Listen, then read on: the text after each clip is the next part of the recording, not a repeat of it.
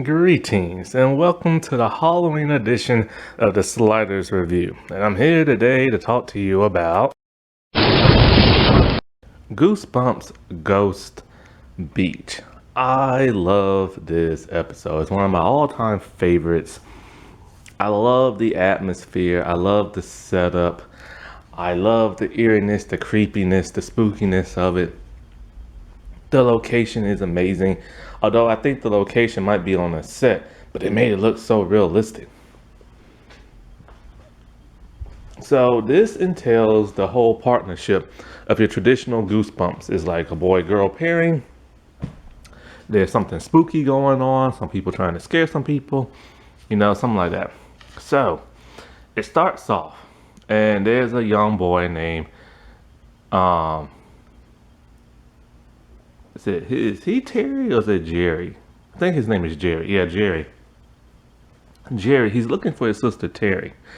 And he's out in this big field, a cemetery. And the grass is so like crabby looking, That's what I just love about it. Like the location, like it really sets the mood. That's one reason why I love Goosebumps so much. Along with the music. So they're out in the day. And it's a slight tint to like the camera filterness. And so he's calling for her, and then he like finally finds her, and she's out by one of the graves doing a grave rubbing. Do people actually do this? Like actually go out to graveyards and rub on the graves and hang them up and display in their room? I know this R.L. Stein has two stories like that, one for The Haunting Hour, one for Goosebumps. But I've never actually heard nobody actually do this. I know people go out to the cemetery and they act all spooky and tell stories and stuff, but other than that, I never know nobody do anything like that. So he wants to go to the beach because they're visiting their cousins and they're from the city, and he just wants to go to the beach. And all she wants to do is rub a bunch of graves. And then all of a sudden, as they're debating about that, you see this hand come up from like the ground, and like you see this like person with these scraggly little hair, and it freaks him out. Actually, both of them, but him more. He takes off running like a little scaredy cat, and then when he trips and falls, the person that came up from the ground wearing like a jacket, some type of thing to cover his face, and it turns out to be like a little girl who wanted to scare him. So he's pretty pissed, talking about you're pretty demented to scare somebody like that. Oh, the dialogue back in that day. So then her brother comes up, this redheaded person. Their name is Sam and Louise. And so like finally Terry comes up, and they start talking and they start saying each other's names, and they realize they had the last name Sadler. Now before that, when Terry was doing like the grub raping, she was rubbing the grave with somebody named Harrison Sadler. And both kids, Jerry and Terry, think that's kind of weird that there's so many people in this town that have their last name. And so they wonder if they're all related or something. But it turns out like in 16 something, the Harrison Sadler, he came to America for like the first time. Their ancestors and stuff. That's what they're assuming. So then, like, the kids, they're like, trying to spook Jerry and Terry by telling them like ghost stories, how there's a ghost living in the cave, and whenever there's a light, that's the ghost and stuff like that. But they don't believe it because they don't believe in ghosts.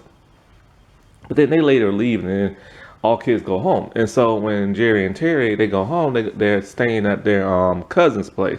Now their cousins are extremely old, about in their 60s or 70s. May they rest in peace.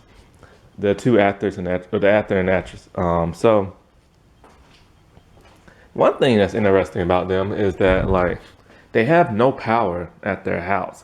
They refuse to have it like set. I guess they want to live like kind of in the olden days and have an old wood burning stove, and so it kind of sets the mood. It's a dark, creepy old house. There's candles lit. So it's dinner time, and they're eating something. I don't know what it is. It looked like a giant not hot pocket, but turkey pot pie or something. All I know is that it has a bunch of vegetables and this type of like gravy type sauce. But it was inside this giant something like a breaded something or a fish something. Like I don't know, it was just something. But either way, Jerry and Terry do not like it. And they're barely eating, which kind of offends the older couple. But the older couple so sweet and stuff.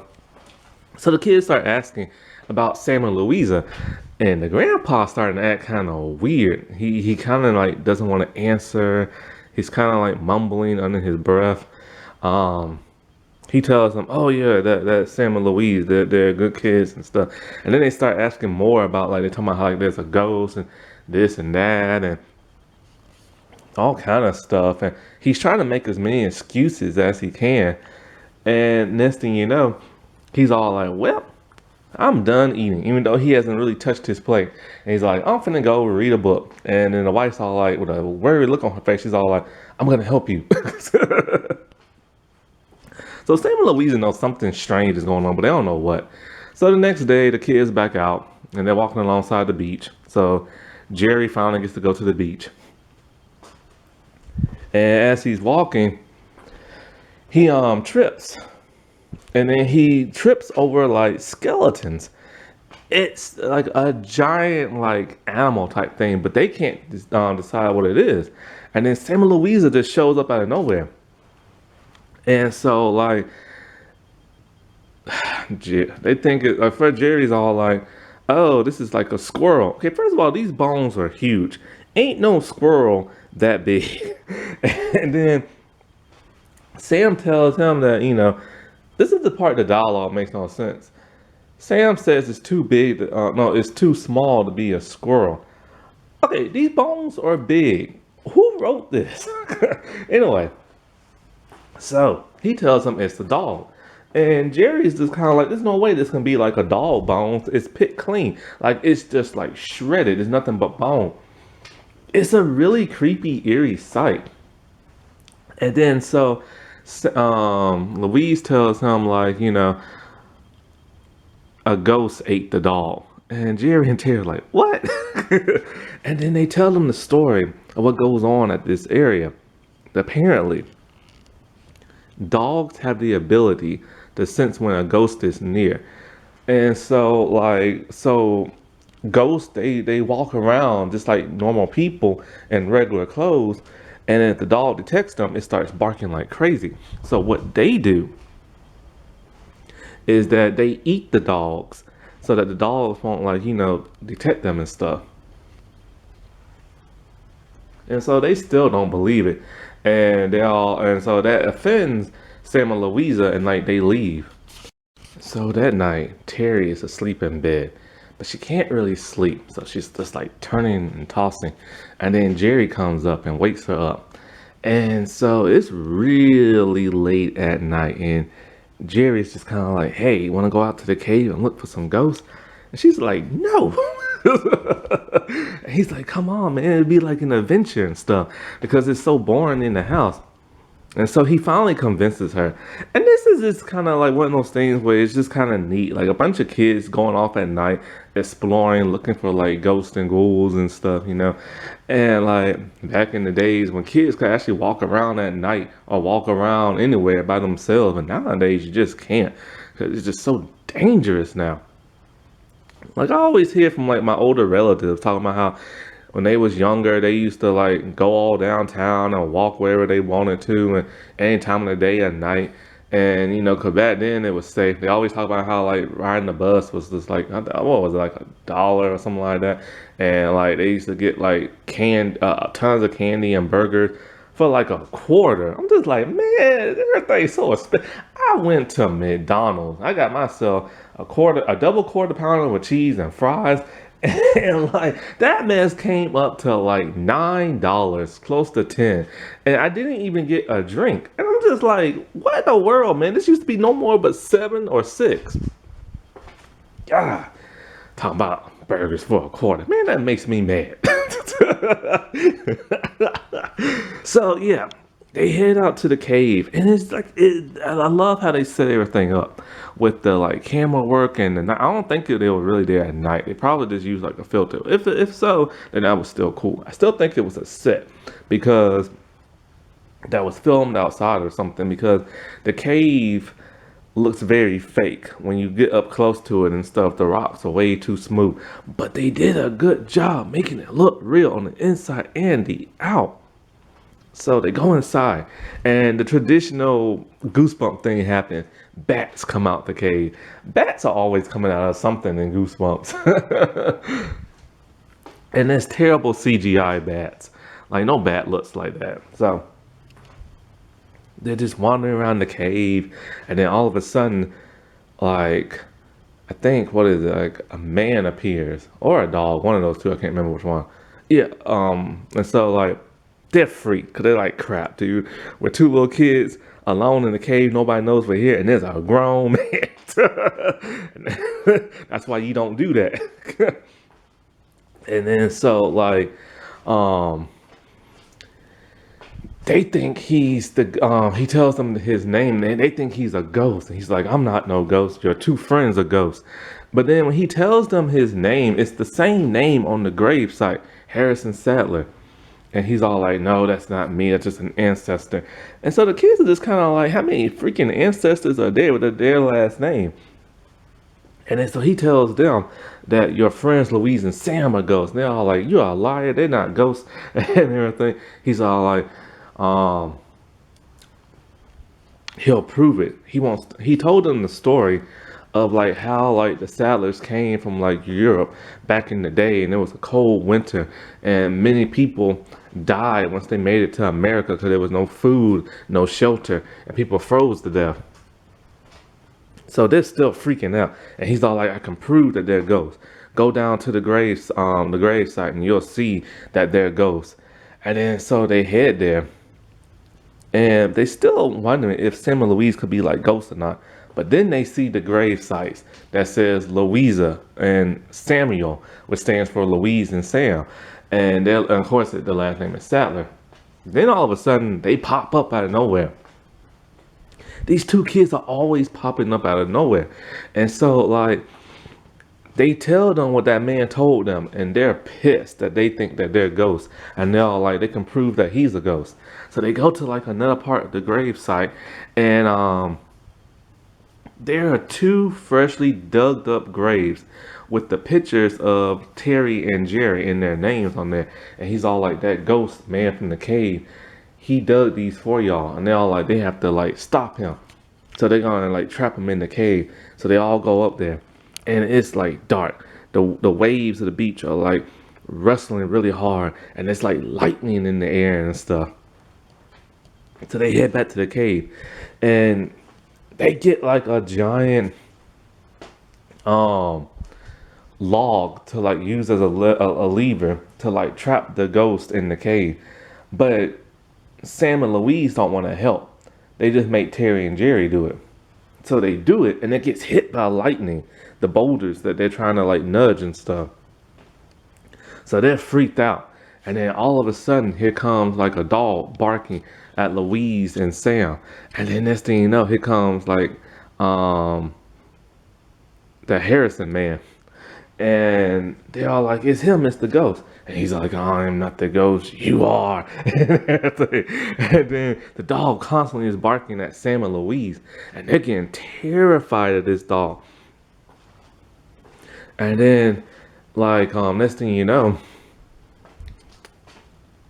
the moonlight reflects on their faces, and it scares the piss out of Jerry and Terry. Why? Because Sam and Louise's face then turns to skeletons. And there's some pretty good CGI on the skeleton faces and stuff, I gotta say. It's just a light reflected over there. And they realize they are ghosts, and they're talking about, and then they confess as they're moving more towards the entrance of the cave, talking about how, like, when they came to America, there was like nothing, no food, no shelter, and they froze to death. I'm like, oh, and stuff like that really did happen when the European settlers came to America. There was no food, no shelter, and they literally died of diseases and like the cold and stuff. And then so next thing you know, lightning hits like the cave again, and it traps them, and the bricks like fall, and the boulders like fall down and traps them there. So Jerry and Terry, so wait, no, Terry's all like, next time you want to wake me up and go somewhere, don't. So then they head back to their home, talking to their cousins, and their cousins are like, "Wow, you had such an adventure and such a fright." The next thing you know, you start hearing barking, and the grandpa has a disturbed look on his face. And so they open the door, and it's Harrison Sadler's dog. He runs into the house and he starts barking at the cousins. And so like Jerry and Terry is just kind of worried. They're like, remember, dogs bark at ghosts. And then so the dog is constantly barking. And then all of a sudden, the grandpa's all like, you know something, you stupid dog, you gave away our secret. Like, what? No, there goes two. And then it's like, he's all like, you know what, maybe you're not such a bad dog. Maybe you're a good dog. And then he tells his wife, get in the kitchen and start cooking up supper because it's too early for it's too late for breakfast. And then he tells the kids he wants something to eat. They gonna cook the dog. I'm like, oh my god! And it ends like that with the kids looking freaked out. I'm like, no way! That was a cool R.L. Stine twist. This is why I love like R.L. Stine, man. His twists are sometimes they're really good, sometimes they're a little lame, sometimes they're just so freaky. It's just like, what? Ah, this is one of my favorite ones. It makes me wish they could adapt it to like a older audience and really put some gore in there. But oh well, it's still good. It's still fun and everything. It's one of my favorites. Now, in the book, there are some differences. Like Nat. Nat has been completely written out of the show. Nat was one of the Sadler siblings that's related to Sam and Louisa. Also, the dream sequence at the beginning of the book, that's completely out of the show. Another thing that's different is that they found the skeleton of the dog at the beach, but in the book, they find it in the forest. Also, when Jerry is telling the story of like the Sadler kids and Sadler relatives and stuff like that coming here, it wasn't him. In the book, it was Agatha. Towards the end of like the episode, it make you think that like the two older cousins are gonna like eat the dog. In the book, you're not really sure.